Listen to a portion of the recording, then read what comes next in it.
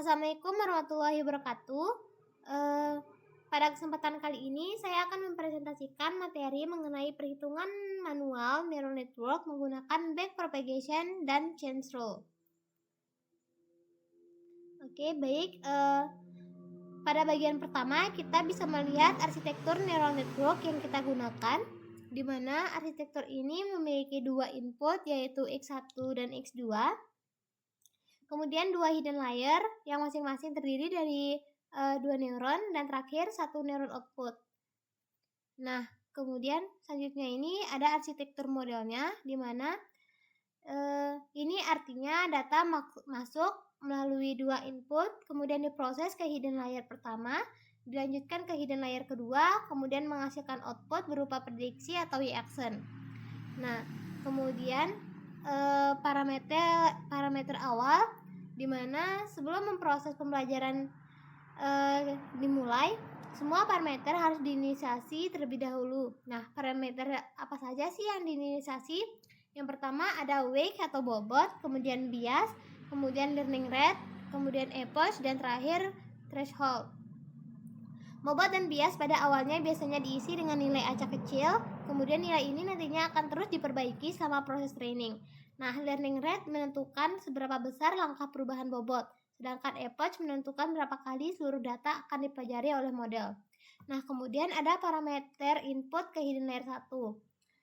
Nah, selanjutnya ini terdapat parameter yang menghubungkan input ke hidden layer pertama. Contohnya itu ada WX1 N1L1, kemudian WX2 N1L1, kemudian BN1L1, kemudian WX1 N2L1, kemudian WX2 N2L1, kemudian BN2L1. Di mana artinya itu neuron pertama pada hidden layer pertama menerima dua input yaitu X1 dan X2 yang masing-masing memiliki bobot sendiri. Nah, begitu juga neuron kedua yang juga memiliki bobot dan bias tersendiri. Nah, karena setiap hubungan antar neuron memiliki bobot yang berbeda, maka kemampuan belajar setiap neuron itu juga berbeda juga. Kemudian ada parameter hidden layer 1 ke hidden layer 2. Setelah hidden layer pertama, terdapat parameter yang menghubungkan hidden layer pertama ke hidden layer kedua. Contohnya itu W1L1 N1L2, kemudian WN2L1 N1L2, kemudian BN1L2. Dan nanti WN1L1, N2L2, WN2L1, N2L2, kemudian terakhir BN2L2. Di mana prinsipnya ini sama, di mana setiap neuron pada hidden layer kedua menerima input dari seluruh neuron pada hidden layer pertama, kemudian dikalikan dengan bobot dan ditambahkan bias. Nah, yang selanjutnya itu ada parameter hidden layer 2 ke output layer. Nah, terakhir terdapat parameter dari hidden layer kedua menuju output layer, di mana parameternya itu ada WN1L2 output, kemudian WN2L2O, dan BO. Dua neuron pada hidden layer kedua akan memberikan kontribusi terhadap output di akhir melalui bobotnya masing-masing, kemudian ditambah kembali dengan bias output. Kemudian selanjutnya itu ada fungsi aktivasi sigmoid, di mana rumusnya itu Z sama dengan 1/1 plus epsilon pangkat min Z. Nah, setelah memperoleh nilai Z, nilai tersebut dimasukkan ke fungsi sigmoid. Nah, sigmoid mengubah nilai Z menjadi rentang antara 0 sampai 1. Karena outputnya berada pada rentang probabilitas, sigmoid sering digunakan untuk kasus kualifikasi. Kemudian ada forward propagation, di mana setelah seluruh parameter tersedia, proses berikutnya adalah forward propagation. Nah, alur forward propagation adalah input, kemudian perhitungan Z, kemudian sigmoid, dan kemudian prediksi. Nah, di mana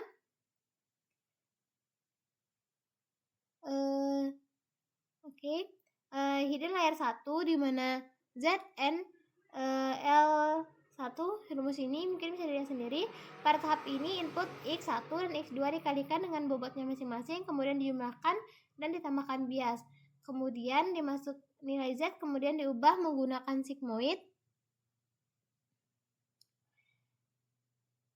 sehingga menghasilkan output neuron pertama pada hidden layer pertama. Nah, langkah yang sama akan dilakukan untuk neuron kedua. Nah, untuk hidden layer kedua juga output dari hidden layer pertama kemudian menjadi input bagi hidden layer kedua.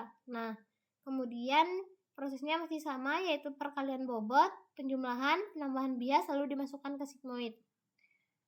Kemudian output layernya itu yaitu ZO, di mana hasil sigmoid pada output layer inilah yang akan disebut sebagai prediksi atau y-action. Nah, selanjutnya itu ada error dan loss, di mana setelah memperoleh prediksi maka akan dimasukkan ke dalam rumus error, di mana T min y-action. Error menunjukkan selisih antara target sebenarnya dan hasil prediksi model. Kemudian dihitung loss-nya, di mana loss-nya itu L sama dengan 1/2 dalam kurung T min y-action pangkat 2. Loss digunakan untuk mengukur seberapa besar kesalahan model. Jika prediksi jauh dari target, maka loss besar, dan jika prediksi mendekati target, maka loss-nya kecil. Apabila prediksinya sama dengan target, maka loss-nya akan bernilai 0. Yang selanjutnya itu ada backward pass atau back propagation, di mana setelah mengetahui besarnya kesalahan, langkah berikutnya adalah memperbaiki bobot dan bias menggunakan back propagation.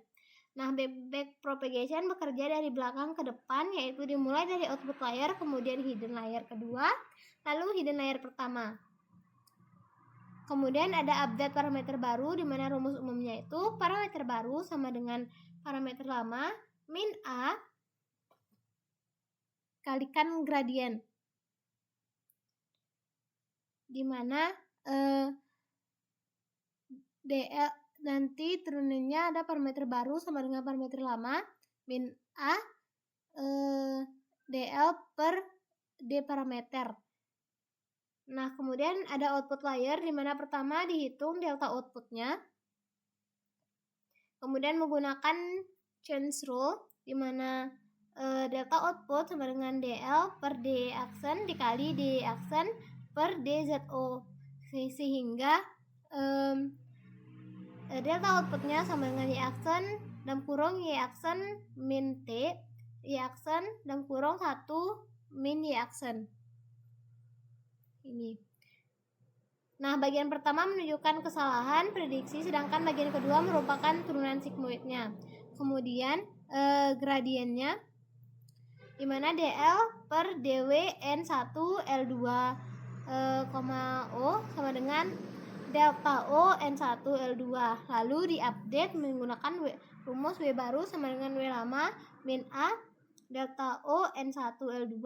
Nah, artinya bobot output diperbaiki berdasarkan kesalahan yang terjadi pada output. Selanjutnya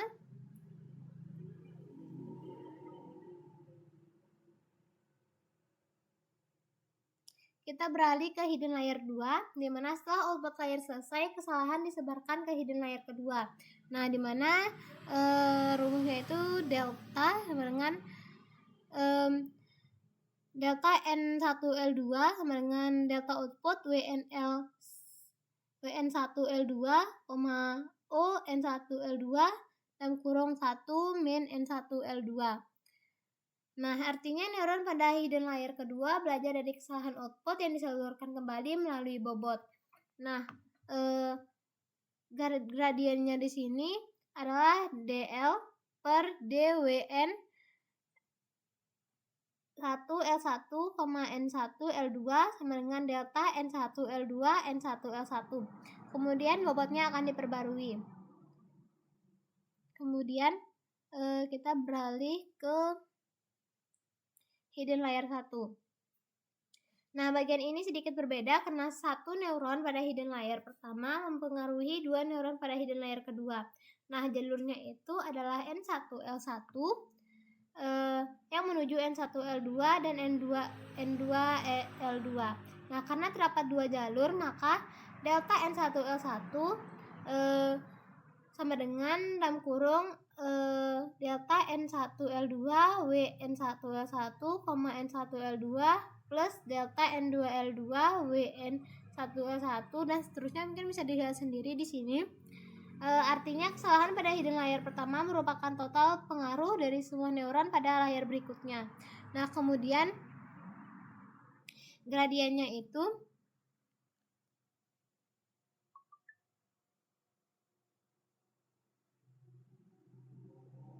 di mana dl per dw x1 n1l1 sama dengan delta n1l1 x1, lalu bobotnya akan diperbarui kembali.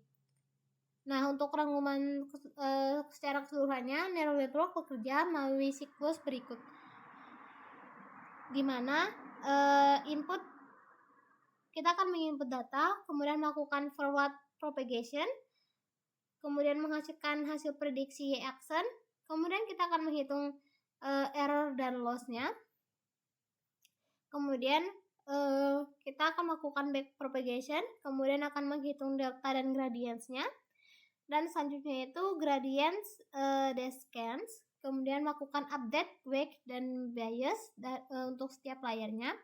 Kemudian kita akan melakukan approach berikutnya dengan mengulang alur atau siklus selanjutnya, siklus yang sama. Nah, jadi inti dari materi ini adalah neural network melakukan prediksi melalui forward propagation, menghitung kesalahan menggunakan loss function, kemudian memperbaiki bobot dan bias menggunakan back propagation. Nah, menggunakan chance rule juga dan gradients descants secara berulang sampai diperoleh prediksi yang semakin akurat.